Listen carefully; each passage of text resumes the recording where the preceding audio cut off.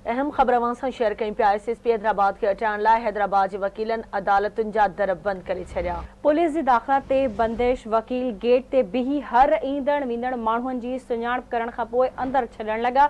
वकीलनि अदालती कार्रवायूं मुअतल करे छॾियूं। SSP हैदराबाद के हटाइण ताईं अदालती अहाते में पुलिस जी दाख़िला ते पाबंदी आहे। वकीलनि जो इहो चवणु आहे। SSP के जल्द हटाए न वियो त नई हिकमत अमली जो ऐलान कंदासीं। वकीलनि जो इहो चवणु आहे।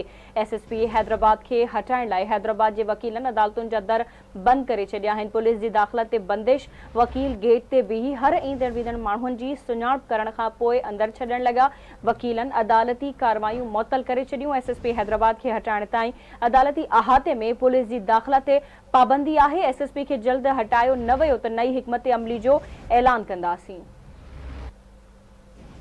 तफ़सील मालूम कंदासीं आवाज़ न्यूज़ रिपोर्टर साकिब कुबर खान जी। साकिब, वधीक कहिड़ा तफ़सील आहिनि, आगाह कजो। जी बिल्कुल, पुलिस वकीलनि में जेका है चिकताइण वारो मसलो जेका है वो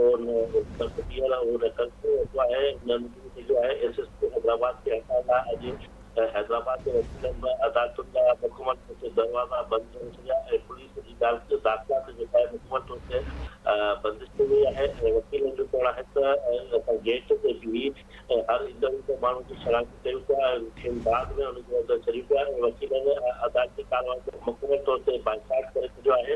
ऐं हिन वक़्तु जेके वॾे अघ में पंहिंजी कोर्ट जी मुंहुं जे ॿाहिरां जेके बीठल आहिनि उनजी शिकायत जेसिताईं SSP हैदराबाद खे हटायो न वेंदो तेसिताईं अदालती अहाते में कंहिं बि पुलिस अमलदार खे जेका दाख़िला जेका मुकमल तौर ते उनजी पाबंदी हूंदी।